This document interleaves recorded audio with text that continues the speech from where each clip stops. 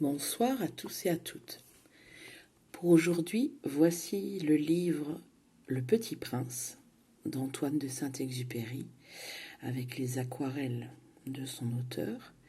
Je ne vais pas vous lire tout le livre, mais je vais vous lire quelques extraits que j'aime beaucoup. Alors installez-vous et c'est parti pour le chapitre 6. Le 5e jour, toujours grâce au mouton, ce secret de la vie du petit prince me fut révélé. Il me demanda avec brusquerie, sans préambule, comme le fruit d'un problème longtemps médité en silence. « Un mouton, s'il mange les arbustes, il mange aussi les fleurs ?» Un mouton mange tout ce qu'il rencontre. « Même les fleurs qui ont des épines ?» Oui, même les fleurs qui ont des épines. « Alors les épines, à quoi servent-elles ?» Je ne le savais pas. J'étais alors très occupée à essayer de dévisser un boulon trop serré de mon moteur. J'étais très soucieux car ma panne commençait de m'apparaître comme très grave et l'eau à boire qui s'épuisait me faisait craindre le pire. « Les épines, à quoi servent-elles » Le petit prince ne renonçait jamais à une question une fois qu'il l'avait posée. J'étais très irritée par mon boulon et je répondis n'importe quoi. « Les épines, ça ne sert à rien, c'est de la pure méchanceté de la part des fleurs. »« Oh !» Mais après un silence, il me lança avec une sorte de rancune. « Je ne te crois pas. Les fleurs sont faibles. Elles sont naïves. Elles se rassurent comme elles peuvent. Elles se croient terribles avec leurs épines. » Je ne répondis rien. À cet instant-là, je me disais, si ce boulon résiste encore, je le ferai sauter d'un coup de marteau. Le petit prince dérangea de nouveau mes réflexions. « Et tu crois, toi, que les fleurs… » « Mais non, je ne crois rien. J'ai répondu n'importe quoi. Je m'occupe, moi, de choses sérieuses. » Il me regarda, stupéfait. « De choses sérieuses. » Il me voyait, mon marteau à la main, et les doigts noirs de cambouis, penché sur un objet qui lui semblait très laid. « Tu parles comme les grandes personnes. » Ça me fit un peu honte. Mais, impitoyable, il ajouta, « Tu confonds tout, tu mélanges tout. » Il était vraiment très irrité. Il secouait au vent des cheveux tout dorés. « Je connais une planète où il y a un monsieur cramoisi. Il n'a jamais respiré une fleur. Il n'a jamais regardé une étoile. Il n'a jamais aimé personne. Il n'a jamais rien fait d'autre que des additions. Et toute la journée, il répète comme toi, « Je suis un homme sérieux, je suis un homme sérieux. » Et ça le fait gonfler d'orgueil. Mais ce n'est pas un homme, c'est un champignon. Un quoi ? Un champignon. Le petit prince était maintenant tout pâle de colère. Il y a des millions d'années que les fleurs fabriquent des épines. Il y a des millions d'années que les moutons mangent quand même les fleurs. Et ce n'est pas sérieux de chercher à comprendre pourquoi elles se donnent tant de mal pour se fabriquer des épines qui ne servent jamais à rien. Ce n'est pas important la guerre des moutons et des fleurs ? Ce n'est pas plus sérieux et plus important que les additions d'un gros monsieur rouge ? Et si je connais, moi, une fleur unique au monde qui n'existe nulle part, sauf dans ma planète, et qu'un petit mouton peut anéantir d'un seul coup, comme ça un matin, sans se rendre compte de ce qu'il fait, ce n'est pas important, ça ? Il rougit, puis reprit.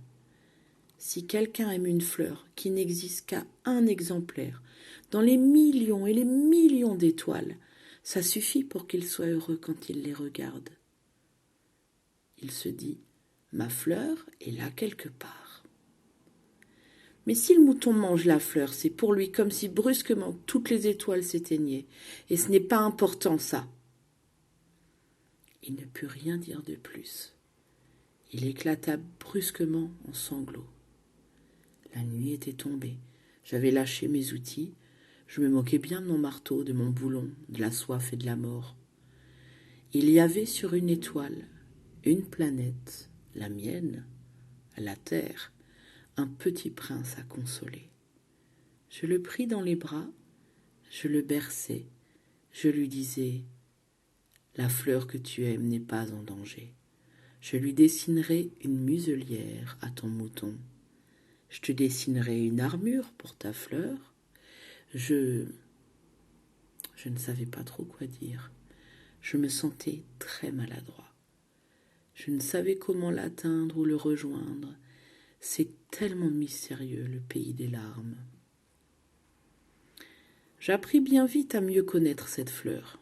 Il y avait toujours eu sur la planète du Petit Prince des fleurs très simples, ornées d'un seul rang de pétales, et qui ne tenaient point de place et qui ne dérangeaient personne. Elles apparaissaient un matin dans l'herbe, et puis elles s'éteignaient le soir. Mais celle-là avait germé un jour d'une graine apportée dans ses eaux, et le Petit Prince avait surveillé de très près cette brindille qui ne ressemblait pas aux autres brindilles. Ça pouvait être un nouveau genre de baobab.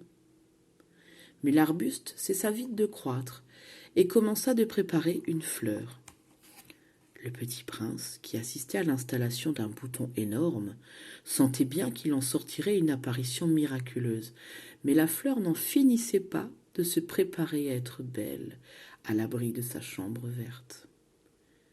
Elle choisissait avec soin ses couleurs, elle s'habillait lentement, elle ajustait un à un ses pétales. Elle ne voulait pas sortir toute fripée comme les coquelicots. Elle ne voulait apparaître que dans le plein rayonnement de sa beauté. Et oui, elle était très coquette. Sa toilette mystérieuse avait donc duré des jours et des jours. Et puis voici qu'un matin, justement à l'heure du lever du soleil, elle s'était montrée.